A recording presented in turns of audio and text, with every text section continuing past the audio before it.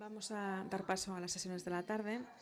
Ahora presentaremos al siguiente ponente, pero también quiero presentar a Mela Dávila, que es la persona que va a moderar la mesa de debate de esta tarde. Como esta mañana hemos tenido a Jorge, Mela tampoco necesita presentación porque ayer ya la presentamos. Sabéis que Mela Dávila, sin embargo, es... No hace falta, ¿no? Bueno, es experta en archivos. Dice que no hace falta. Pues no hace falta. Venga, aprovechamos para acortar las presentaciones. Doy directamente paso a Ernst van Halfen, que va a hacer su ponencia sobre prácticas artísticas que movilizan el archivo.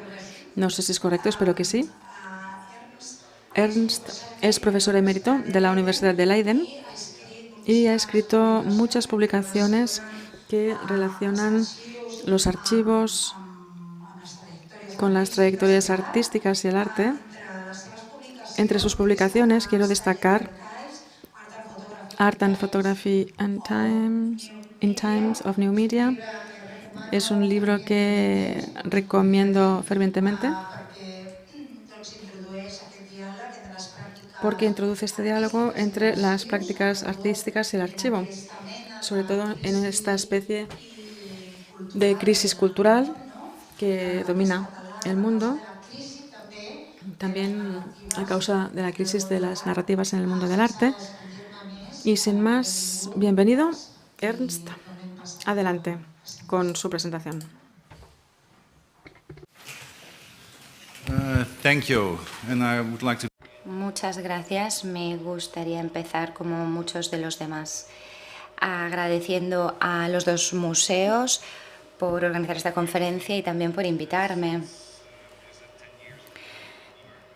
Desde hace 10 años el archivo o la archivística se ha convertido en un concepto pues de mucha moda y que viaja mucho. No se enmarca únicamente en la archivística, sino que se ha pasado a otras disciplinas también, y siempre es un problema que cuando un concepto se pone de moda pierde su significado, pierde su especificidad, y creo que es muy importante, que es un buen momento para organizar una conferencia sobre la archivística y también una exposición sobre el potencial, pero los límites de este concepto de archivos. Me gustaría empezar con mi punto de partida del archivado y dejarlo bastante claro. Erik Keeslar me citó en su charla y dije que el archivo se ha convertido en un modo quizá muy importante y de los más simbólicos. ¿Y qué quiero decir con eso? Porque la narrativa fue uno de los modos simbólicos más importantes y ahora, incluso más importante, la archivística o el archivado. Y cuando digo que es un modo simbólico, me refiero a que no se restringe al archivo institucional, sino que también pensamos que también utiliza las actividades archivísticas en el modo en el que pensamos, porque categorizamos, recolectamos, clasificamos, almacenamos, y las instituciones archivísticas y en muchas charlas tienen eso como punto de partida, y para mí, en cierto modo, eso es una manifestación muy específica o realización del pensamiento de la archivística, y es algo que hacemos de forma constante, pensamiento archivístico. Ahí es donde voy a empezar. Toda mi presentación no se va a centrar en museos o bibliotecas o en archivos institucionales, sino más bien en el modo de pensar. Otra cosa que debería aclarar es que mi charla no va a ir de archivos de artistas ni artísticos, sino más bien de artistas que modelan su trabajo sobre el archivo, que crean su trabajo, que consiste en pues listas o archivos. Y lo último que me gustaría mencionar antes de empezar es que el día anterior a viajar a Barcelona salió este libro y mi charla se basará bastante en este libro, la archivística productiva, y una parte del libro está centrada en las historias de la archivística, la segunda parte está centrada a las identidades archivísticas que se han vuelto más y más importantes, han cobrado más importancia en el presente en cuanto a políticas de identidad, y la tercera parte es el archivado de objetos. Vale. Pues durante mucho tiempo se consideró que el archivo era una herramienta práctica que debían emplear pues, los científicos, estudiosos y instituciones administrativas. El hecho de que la organización archivística también se emplea por la forma en la que pensamos y organizamos el mundo solo se reconoció de forma reciente. Damos sentido al mundo y dirigimos nuestras vidas haciendo listas, clasificando y agrupando a las personas en función de todas estas categorizaciones. Al igual que la narrativa, el archivo también es un modo especial de pensamiento, y en esta charla exploraré las posibilidades y los problemas del archivo, los efectos perjudiciales y productivos del pensamiento archivístico y como resultado también de las instituciones archivísticas como los museos y archivos institucionales. El medio del archivo suele, y para mí es importante verlo como un medio, y suele entenderse en términos de su eficacia referencial. Una lista de archivo, por ejemplo, no se refiere de forma general o metafórica, sino que se refiere a todos los artículos o individuos, en el caso, por ejemplo, de un monumento que conmemora el Holocausto, a todas las víctimas, nombrándolas de forma explícita a todas. Y especialmente estos monumentos al Holocausto, bueno, uno de los primeros que se hicieron fue el Memorial de Vietnam en Washington, y lista todas las víctimas. Hay una relación de todas ellas. Esta cualidad de la organización archivística convierte al archivo como medio en un instrumento ideal o perfecto para la objetividad referencial. Sin embargo, la referencialidad de los archivos es menos perfecta de lo que parece cuando la consideramos desde un punto de vista performativo y político. Esto quedó claro durante la Segunda Guerra Mundial debido al papel que desempeñaron las organizaciones de archivos en la localización de los habitantes judíos en países como Holanda, Bélgica y Francia. Mientras que en los Países Bajos el 75% de la población judía fue deportada, en Bélgica y Francia el porcentaje solo sumó respectivamente el 40 y el 25%. Hay varias razones que explican estas grandes diferencias. Una de ellas es el hecho de que los archivos municipales holandeses estaban perfectamente organizados, lo que facilitó bastante a los nazis averiguar quién era judío y quién no. Los archivos municipales de Bélgica y Francia, por el contrario, eran bastante desordenados y tenían todo tipo de imperfecciones sistémicas y organizativas. En esos países los nazis tuvieron muchas más dificultades para localizar a los habitantes judíos.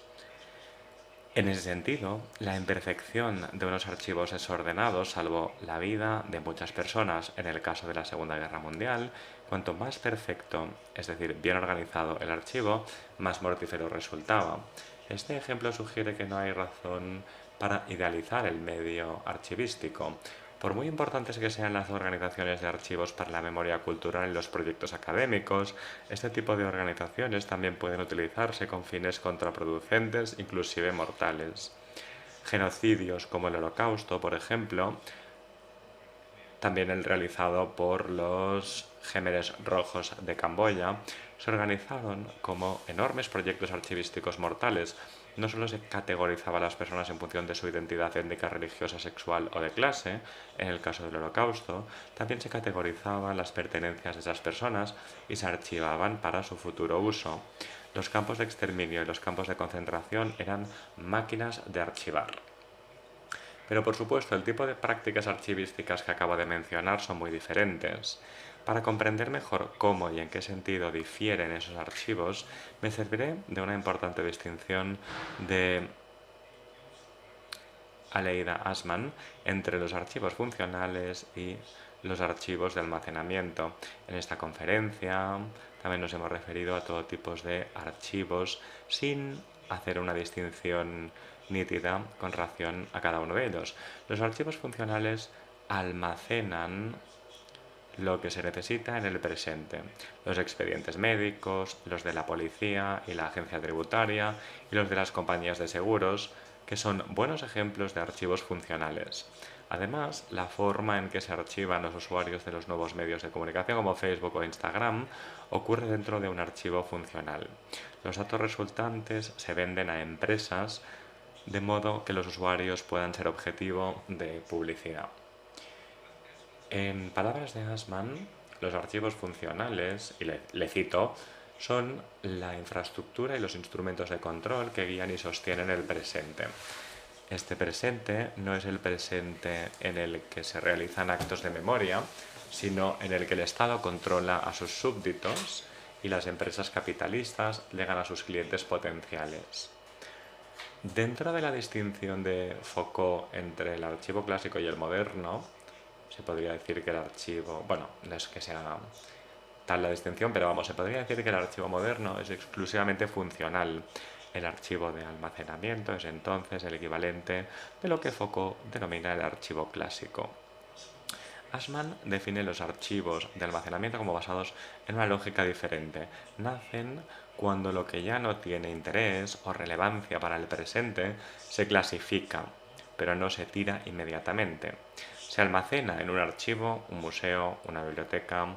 La función principal de los archivos de almacenamiento es la historia o la habilitación y activación de la memoria.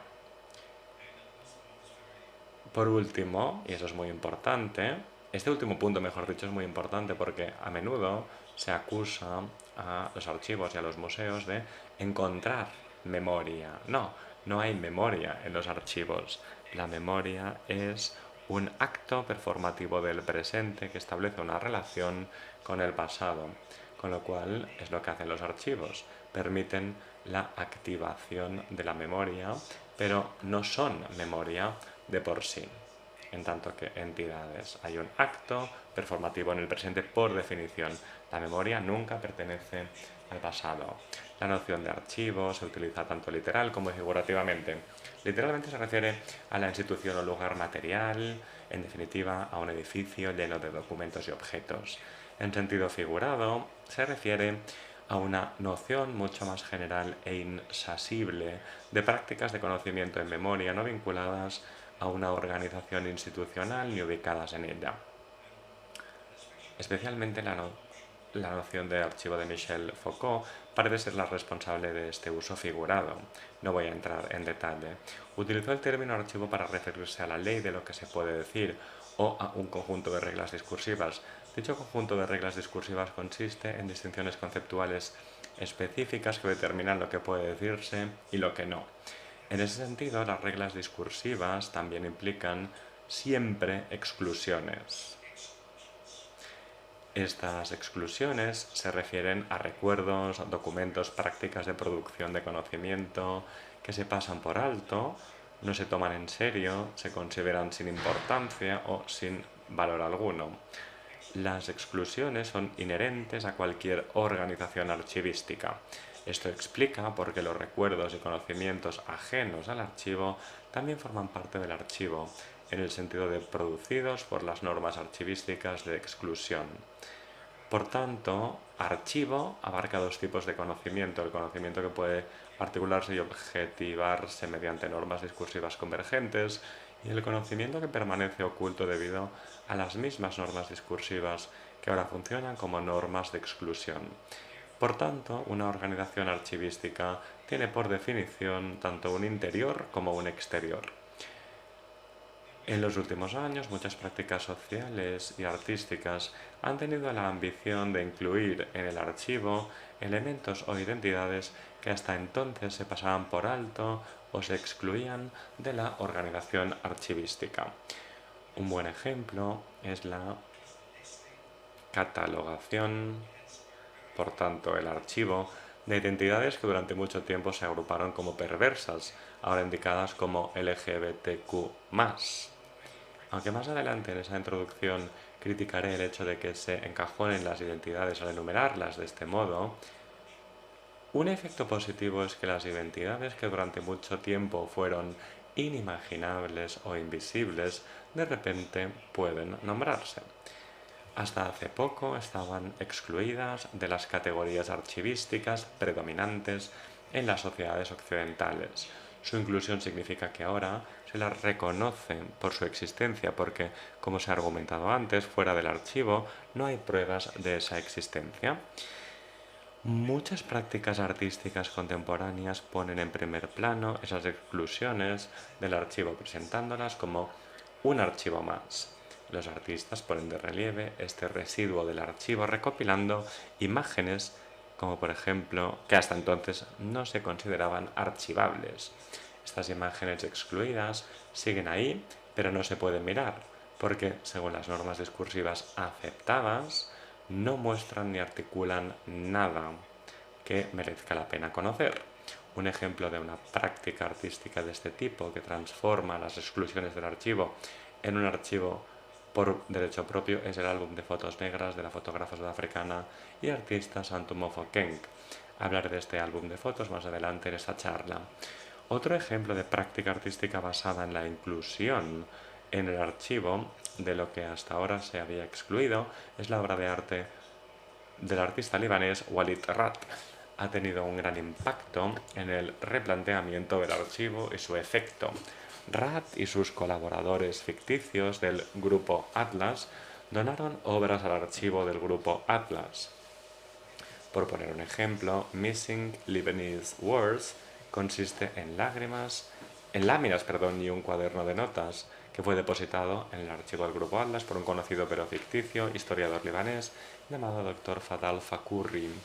Otros legatarios ficticios del archivo son Asmat Afam, Seamos sinceros, El tiempo ayudó, 1992, y Habibi Fatala, quien donó podría morir antes de conseguir un rifle en 1993. El propio Walid Rat también donó obra al archivo. Donó Decimos dejar que dijeran. Estamos convencidos 2 veces. El proyecto del Grupo Atlas se desarrolló entre 1989 y 2004 y entonces ya cerró el archivo. En 2004 Rat decidió poner fin a este supuesto proyecto de colaboración. En 2006 se organizó una exposición retrospectiva que mostró todo el archivo del Grupo Atlas en un único lugar. Es un archivo ficticio que permite la exploración de nuevos modelos epistémicos y cognitivos. Este nuevo conocimiento cuestiona el tipo de conocimiento difundido por los medios de comunicación de masas dominantes y por los discursos occidentales sobre el terrorismo, el colonialismo y el orientalismo. La presentación de obras artísticas que como pertenecientes a un archivo, dirige la atención hacia los conflictos y problemas cognitivos tematizados por esas obras. Walid Rat explica por qué el archivo, como lugar, es el marco necesario para su proyecto cognitivo. Me gusta pensar que siempre trabajo a partir de hechos, pero siempre parto de la base de que hay distintos tipos de hechos. Algunos son históricos, otros sociológicos, otros emocionales, otros económicos y otros estéticos. Y algunos de estos hechos a veces solo pueden experimentarse en un lugar que llamamos ficción. Tiendo a pensar en términos de distintos tipos de hechos y de los lugares que permiten su surgimiento o aparición. Además de la ficción, él creó este archivo ficticio porque solo en esa ficción, en el marco de esa ficción, en el marco de esa construcción, algunos hechos pueden ser presentados, contados. Además de la ficción, el otro lugar de la obra de Walid Rat que permite que esos hechos surjan y se hagan visibles y conocibles es el archivo. La mayoría de la gente de fuera del Líbano solo sabe vagamente que durante el siglo XX se han librado guerras, con los libaneses, por parte de Israel y entre los propios libaneses. Se recuerda sobre todo su glorioso pasado, a saber, la capital Beirut como equivalente al París en Oriente Próximo. Las guerras tan destructivas que han arruinado el país han caído en el olvido. Y quién sabe, en España o en los Países Bajos, sobre las guerras del Líbano. En consecuencia, ya no tienen existencia real, ya no están presentes en nuestros recuerdos. Mediante su proyecto artístico, que integra realidad y ficción, Rat incluye y transforma historias olvidadas en el conocimiento del archivo. Aquí tenemos el texto al que me refería anteriormente y que aparecía al lado de las tarjetas. Los documentos e imágenes presentados por el grupo Atlas no son intrínsecamente falsos o ficticios. Los textos y fotografías no están manipulados, pero es precisamente su ubicación en un contexto histórico lo que las empuja a convertirse en ficción. El montaje de imagen y texto o de diferentes imágenes es un modo de producción del conocimiento. Los textos e imágenes nunca se presentan de manera fidedigna, sino que se contraponen. Un buen ejemplo de este buen uso del montaje es el documento de 1938, Un lago de fuego, donado al grupo del Atlas y al que ya se había hecho referencia. Este documento contiene 145 imágenes fotográficas de coches. Estos coches son de la misma marca, modelo y color que los utilizados en los atentados con un coche bomba durante las guerras libanesas del 75 a 1991. Se adjuntan a las imágenes notas y anotaciones realizadas por Fakuni. En ellas se especifica la información como el número de víctimas, el lugar y la hora de la explosión y el tipo de explosivos utilizados. Toda la información documental es real y verídica.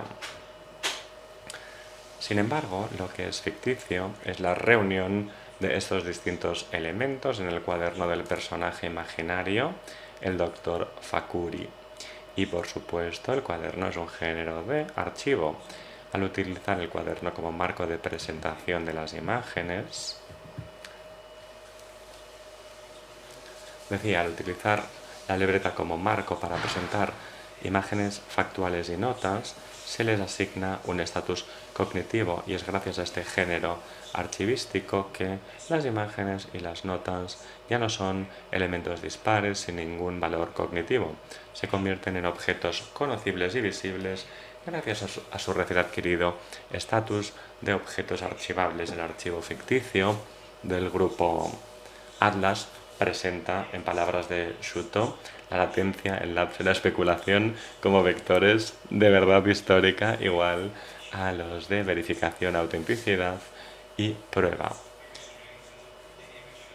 Es muy curioso, ¿no? Aquí tenemos todas las imágenes y descripciones que son verdades factuales, pero vamos, había que presentarlas en algún tipo de organización archivística, porque de no ser así no habrían sido reconocidos como verdades históricas y se requiere de una organización archivística a tales fines.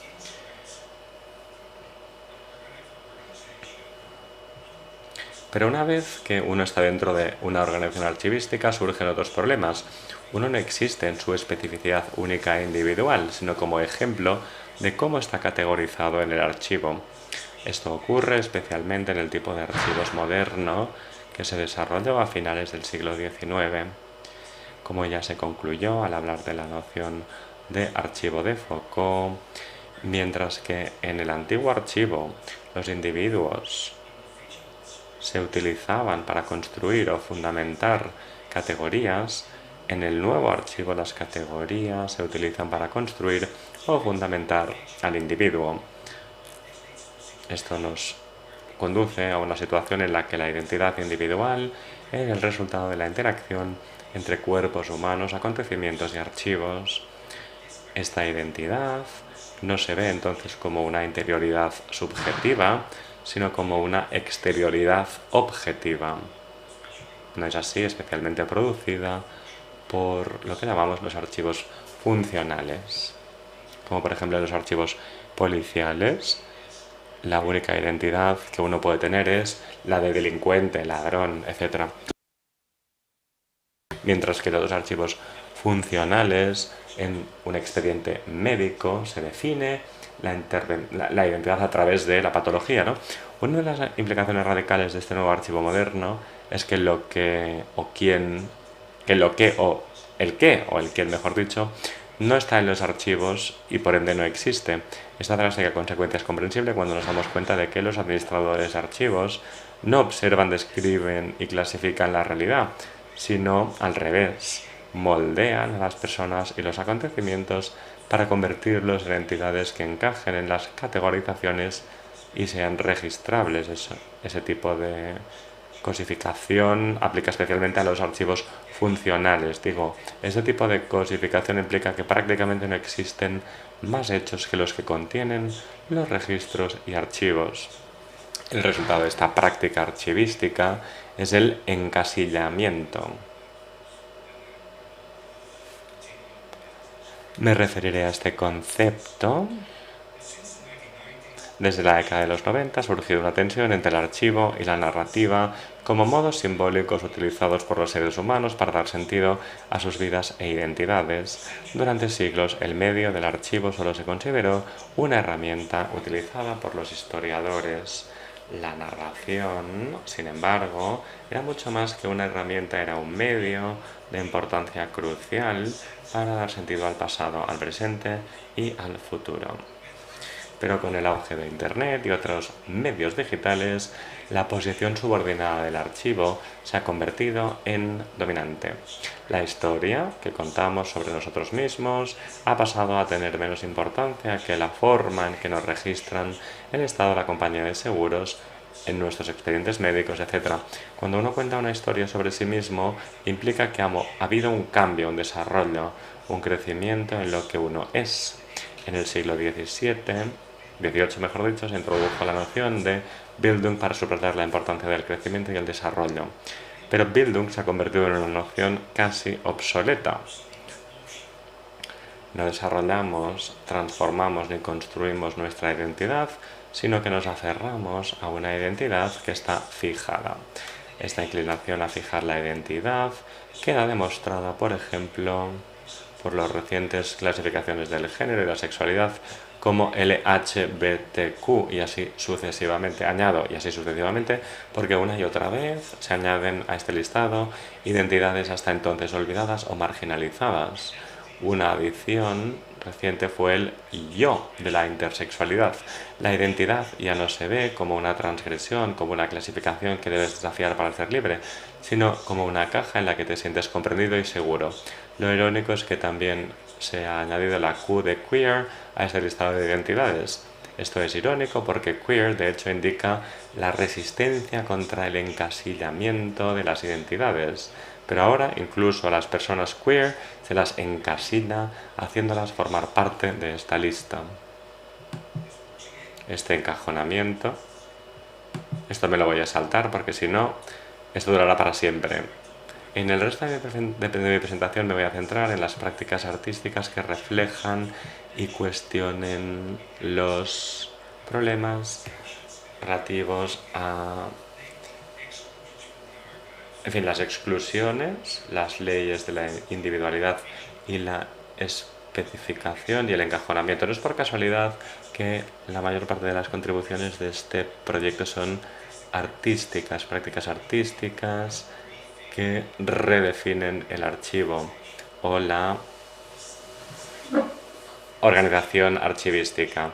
Son especialmente los artistas los que desafían los problemas inherentes a la organización y el pensamiento archivísticos. Aunque los primeros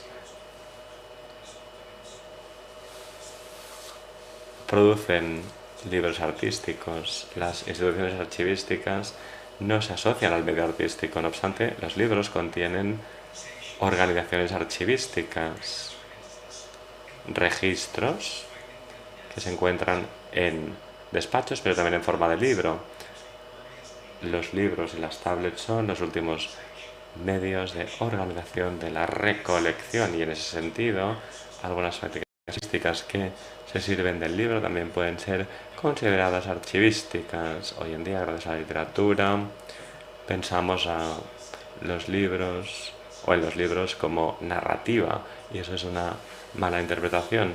La mayor parte de artistas no cuentan historias en sus libros, sino que elaboran libros archivísticos.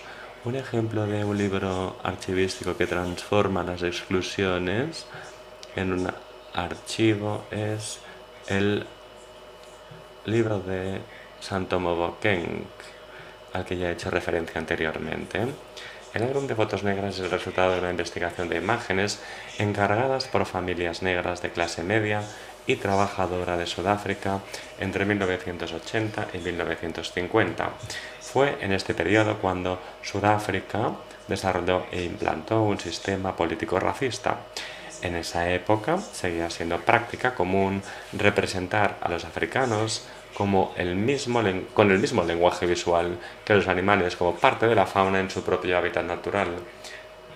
Es, de alguna manera, un archivo etnográfico el que representaba a los negros así. En las ideologías del conocimiento autorizado se los consideraba nativos, y las imágenes oficiales archivables tenían que confirmar esa noción del pueblo africano. Las fotografías encargadas por los negros y que los representaban como familias burguesas no encajaban en esa ideología y fueron excluidas de los archivos del conocimiento oficial.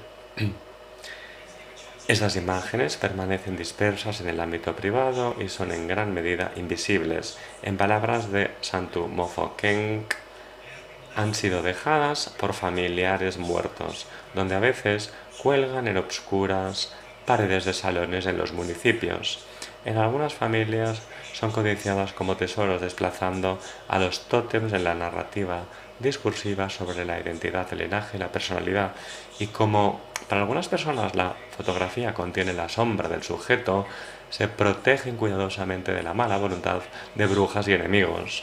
En otras familias se destruyen como basura durante las limpiezas de primavera debido a las interrupciones en la continuidad o la desafección con los significados encapsulados en la historia de las imágenes. La mayoría de las veces yacen ocultas para pudrirse por negligencias en kists, armarios, cajas de cartón y bolsas de plástico. El álbum de foto negra de Mofokenk invierte la exclusión de estas imágenes del dominio público autorizado. Recoge estas imágenes y las historias sobre los sujetos de las fotografías. Es importante destacar que las imágenes que hasta entonces han estado excluidas de los archivos públicos se presentan ahora dentro del género archivístico del libro de artista, pero las fotografías del álbum de fotos negras también se muestran en el contexto de la galería y el museo. Hay, de hecho, muchos museos occidentales que compraron estas obras y ahora, de repente, están en la esfera pública, en las instituciones archivísticas oficiales. Mofokenk las presenta con un nuevo formato en combinación con historias. De este modo, los recuerdos e imágenes olvidados se insertan en el dominio público y forman el archivo del que habían estado excluidos hasta ahora. Esta reanimación de las exclusiones invisibles del archivo implica mucho más que dar vida a recuerdos casi olvidados. Al convertir estas imágenes en objetos de archivo, se reescribe la ideología que sometía a los pueblos africanos a las órdenes inferiores de la familia de los hombres.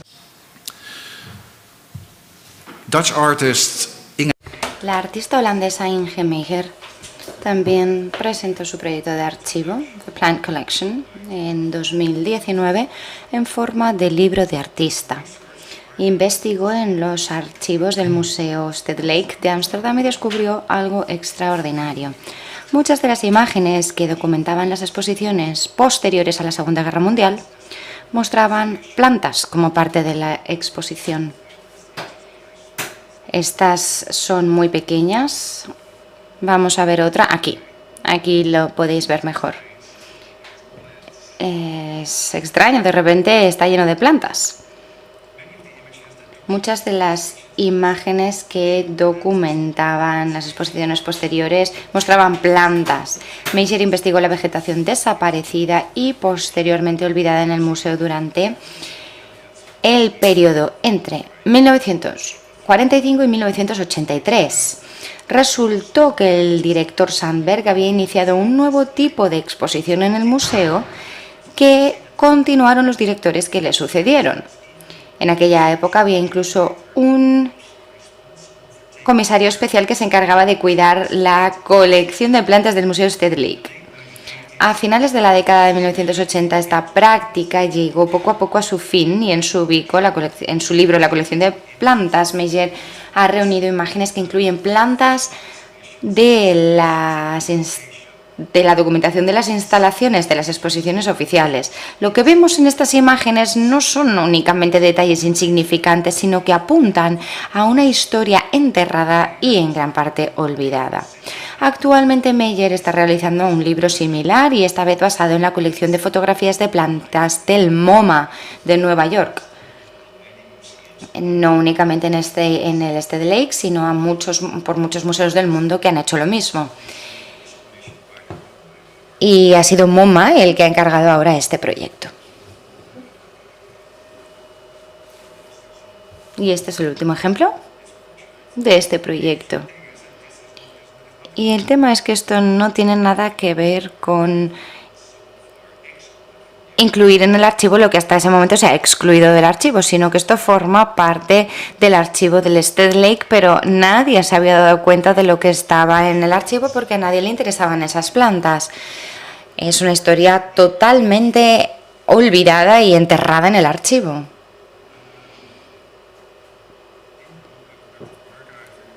En la contribución al libro, Anna Deckert habla de otro importante libro de artista de archivo, Anna Heine, el número 235, Enciclopedia de un huerto. En 2010 fue cuando lo publicó. Este libro parece una obra taxonómica, pero no se centra en las categorías convencionales de la vida vegetal y animal. No se utilizan categorías como insectos, mamíferos o plantas de jardín. El libro consta de 3 partes. La tercera, por ejemplo, contiene todo tipo de mediciones como el comportamiento en grupo de los caracoles, la velocidad de los patos, el camuflaje de las ranas y los efectos de la luz solar en las hojas.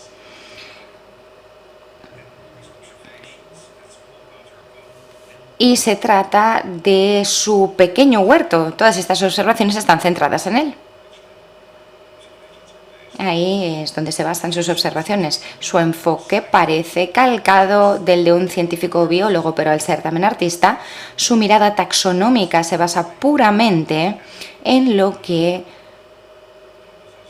Bueno, esta es una imagen de su jardín. Pero bueno, al ser también artista, su mirada taxonómica, como decíamos, se basa puramente en lo que se puede ver, en similitudes visuales, contrastes y patrones. Lo importante es que no solo el libro en sí es un archivo, sino que ella también trata las fotografías de su colección taxonómica como archivos. Como la cita Deckert, y cito, veo la fotografía como un soporte de información con el que se pueden contar diferentes historias. Fin de cita. Lo mismo puede decirse de los archivos. Y he leído un libro de fotografía recientemente, publicado recientemente en español, y ahí el archivado de fotografía crea toda serie de problemas, porque una fotografía es una imagen del mundo en cierto modo, pero sí, ¿cómo se clasifica? ¿Cómo se clasifica lo que se ve en la imagen? Es extremadamente difícil. El archivado de fotografía es mucho más complejo que el archivado de pinturas, por ejemplo, y con las obras tenemos todo tipo de géneros y una clasificación más convencional, pero con las fotografías no es posible. Hay fotoespecialistas que tienen muchos problemas con esto. Decker concluye que la diferencia entre esta taxonomía artística y las taxonomías científicas es que la primera conduce a percepciones completamente nuevas y sorprendentes. Por ejemplo, que tuvo que reconsiderar los caracoles no como enemigos repugnantes que van tras mi preciada lechuga, sino como nodos interesantes de una comunidad que quizás se mueven según ciertas reglas desconocidas, al menos desconocidas para mí. Para entender la obra, aquí tenemos otro ejemplo de su libro y otro. Vemos que también introduce en este archivo cosas que no están relacionadas entre sí de forma biológica y a primera vista. Aquí tenemos los agujeros que dejan las piedras y las piedras en sí, pero no tiene nada que ver con las plantas y los animales del jardín. Y ahora voy a hablar esto. Para comprender la obra del artista fotógrafo francés Mathieu Pernaut, es necesaria la distinción que hace Assmann entre archivos funcionales y archivos de almacenamiento. La obra de Pernaut no consiste en imágenes individuales, sino en montajes de fotos en forma de libro o exposición. Aunque hace una fotografía muy bonita, es importante no verlo como una imagen individual, siempre forman parte de un montaje. En el caso de sus proyectos con gitanos y familias, no hace una representación de una familia a través de la fotografía, sino una historia fotográfica. Es una historia de imágenes, de prácticas fotográficas que se utilizaron para representar a los gitanos. Tanto sus libros como sus exposiciones son pues un ensamblaje de imágenes y géneros fotográficos en lugar de un almacenamiento o colección de imágenes individuales. Aquí podéis ver un ensamblaje de este estilo en la exposición, pero en todos los libros que hace suele hacer, libros de artista o como queréis llamarlo, ahí hace exactamente lo mismo. De este modo, Pernaut ha reescrito los registros de archivo que se utilizaban tradicionalmente para retratar al pueblo gitano, mientras que el tipo de fondos de archivo utilizados para retratar a los gitanos eran hasta ese momento archivos funcionales, especialmente archivos etnográficos o antropométricos. Mathieu Pernaut ha revisitado estos archivos y los ha transformado en un archivo de almacenamiento. Su archivo de almacenamiento, Les Gorgons, 1995 a 2015, permite al espectador imaginar y ver personas reales e individuales con sus propias historias y recuerdos. ¿Veis? Estas son las fotos antropomórficas convencionales de los individuos gitanos y también pues de las fotos que se hacían, por ejemplo, en outfits de cualquier persona que entraba en el campo de concentración, pero también estas fotografías se tomaron en Francia, en Bercy, para aquellos que fueron deportados a los campos y se hallan en los archivos franceses todavía.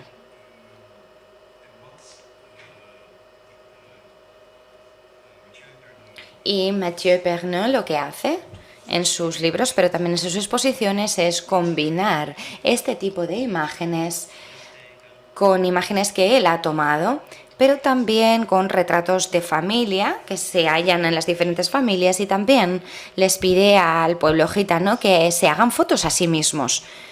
Por tanto, la naturaleza de estos ensamblajes de imágenes es totalmente diversa. Merapi Obermeier también tiene una especie de narrativa o historia en este libro. Desafía el encajonamiento de las identidades en su breve texto personal. El título es ¿El hecho de que me enamore de los hombres me convierte en mujer? Es una pregunta rara así a primeras. En su caso incluso rechaza toda distinción identitaria, pues la identidad le parece un estigma. Solo puede vivir en lo que ella llama una sociedad andrógina. Al haber crecido con sus padres en la última colonia de leprosos de Holanda, ha sufrido de la guetoización de las identidades de la forma más extrema posible. Su identidad de ser hija de un padre que padecía lepra no solo la metió en una caja conceptual específica, sino que también la aisló en un lugar real, una colonia. Como consecuencia, siente una desconfianza fundamental hacia cualquier identidad, pues la identidad la ha encasillado en un sentido casi literal. Incluso la distinción básica entre hombre y mujer tiene efectos performativos que ella, con estos antecedentes tan extraordinarios que tiene, experimenta como perjudiciales. ¿Me he olvidado de algunas otras?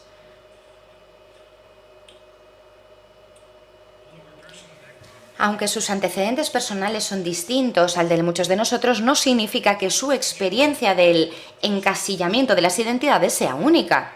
Me gustaría sugerir que es emblemática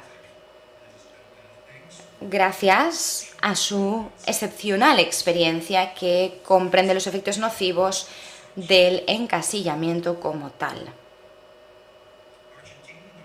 El artista argentino Sebastián Díaz Morales sigue una vía archivística diferente. La palabra archivo no solo se refiere a colecciones ordenadas de libros, documentos y objetos, sino también al edificio en el que se alojan esas colecciones.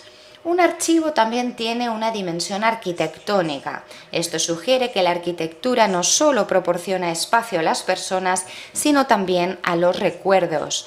En las obras de vídeo, Pasajes de Díaz Morales realiza un recorrido por la arquitectura como medio de archivar y recopilar recuerdos. En sus pasajes 1 y 2 se archivan recuerdos de la última dictadura militar argentina mediante un paseo por espacios comillas, que son espacios en los que ocurrieron cosas y en los que el régimen ejerció su dictadura de las formas más crueles. Esta noción de la memoria en relación con la arquitectura resuena con la famosa visión de la memoria presentada por Francis Yates, que rastreó las teorías de la memoria desde la antigüedad antes de que llegara la invención de la imprenta para ayudarnos a memorizar. Se centró especialmente en el arte de memorizar mediante un paseo por una casa. Cada habitación se convierte en el espacio de almacenamiento de recuerdos específicos y el espacio se convierte en el anfitrión del tiempo. Esta práctica arquitectónica al servicio de la memorización se utilizaba especialmente en la retórica. Para memorizar el orden de la propia argumentación, lo mejor era recorrer los espacios sucesivos de un edificio arquitectónico, ya fuera imaginario o no. Muchos artistas han hecho suya la visión de Yates, entre ellos el escritor italiano Italo Calvino. También Sebastián Díaz Morales sigue los pasos de Yates, conscientemente o no. Sus pasajes no son solo pasajes por el espacio arquitectónico, sino al mismo tiempo por el tiempo perdido. La arquitectura activa recuerdos de acontecimientos que tuvieron lugar en esos espacios. Por supuesto, solo las personas conocedoras de esos edificios de Buenos Aires y de los acontecimientos concretos que tuvieron lugar en ellos reconocerán los edificios y los recuerdos concretos relacionados con ellos. Pero ese no es necesariamente el objetivo de estos pasajes a través de la arquitectura. Se trata de que el espectador se vea afectado por la carga de memoria que puede llevar consigo la arquitectura y de cómo la arquitectura es archivística en varios aspectos. Vale, creo que me queda solo un caso, casi estoy. El artista español Pablo Lerma, de Barcelona, trabaja con archivos y cuestiona los efectos homogeneizadores del archivo. Los archivos no son objetivos sino subjetivos, porque la inclusión o exclusión de materiales suele basarse en prejuicios o categorías existentes.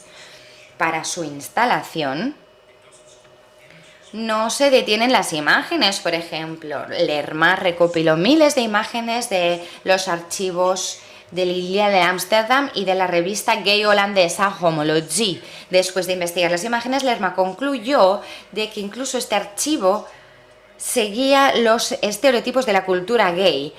está dominado por las formas dominantes de masculinidad y belleza masculina. Al estar él mismo casado con un hombre y a tener 3 hijos, Lerma estaba especialmente interesado en imágenes de cuidados y de familias queer, pero en este archivo no había casi ninguna.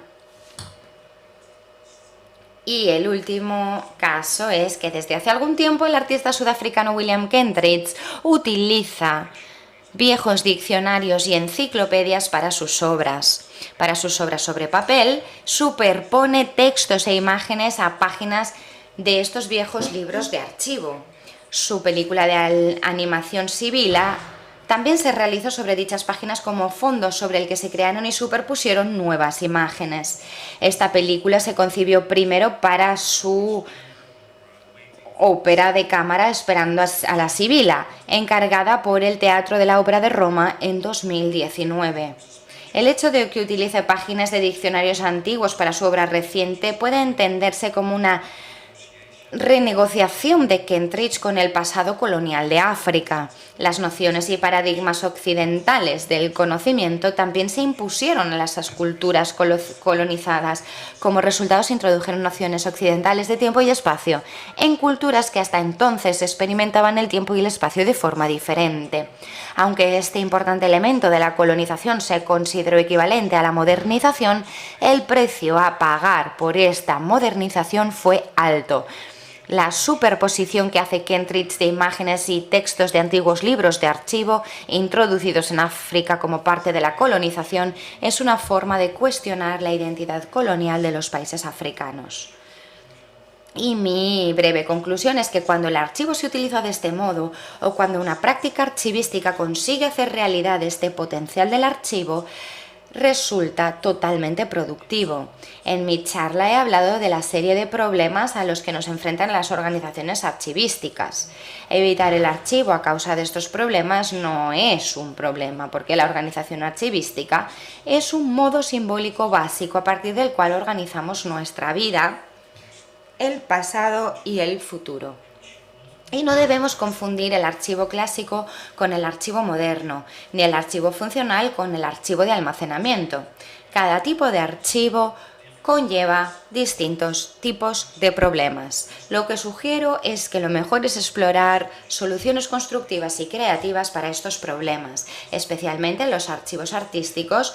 Parecen ser capaces de desarrollar estas posibles soluciones porque son más conscientes de los problemas convencionales de la organización archivística. Gracias y siento haber pasado mi tiempo.